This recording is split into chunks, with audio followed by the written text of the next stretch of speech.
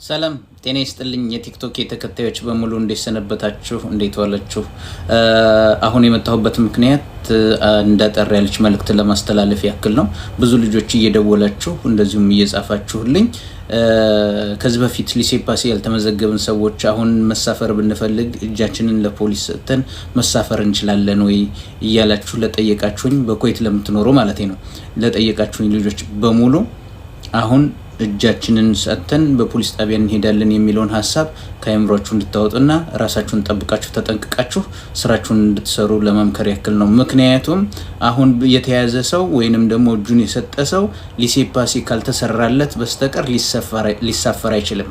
አሁን ደግሞ ሊሴፓሲ የሚሰራ አካል በኩዌት ላይ የለም ኤምባሲው ስለሌለ ሊሴፓሲ ሊሰራላችሁ አይችልም። ስለዚህ ራሳችሁን ጠብቃችሁ ከዚህ በፊት ያልተመዘገባችሁ ሰዎች ሊሴፓሲ ያልተሰራላችሁ ሰዎች ራሳችሁን ጠብቃችሁ አርፋችሁ ስራችሁን እንድትሰሩ ለመምከር ያክል ነው። ከዛ ውጭ ግን እጃችሁን ሰጥታችሁ አልባሌ ቦታ ተገኝታችሁ ተይዛችሁ በመንገድ ላይ ተገኝታችሁ ተይዛችሁ ብትገቡ ለረጅም ጊዜ እስር ቤት የምትታሹ መሆኑን ለማሳወቅ ነው። ስለዚህ ራሳችሁን ካልባሌ ቦታ ጠብቃችሁ እና እጃችሁን እንሰጣለን የምትሉትን ከሱ ተቆጥባችሁ ስራችሁን በአግባቡና በጥሩ ቦታ ላይ ሆናችሁ ስራችሁን እየሰራችሁ ሌላ የተሻለ ነገር እስከሚመጣ ድረስ በትግስት እንድትጠብቁና የዛ ጊዜም አዲስ መረጃ ሲኖረን ተመልሰን የምንነግራችሁ መሆኑን ለማሳወቅ ያክል ነው።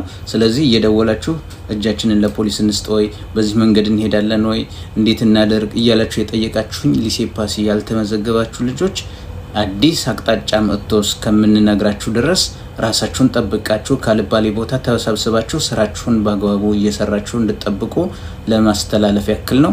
አመሰግናለሁኝ። በሌላ በአዲስ መረጃ ተመልሼ እመጣለሁኝ። አዲስ መረጃ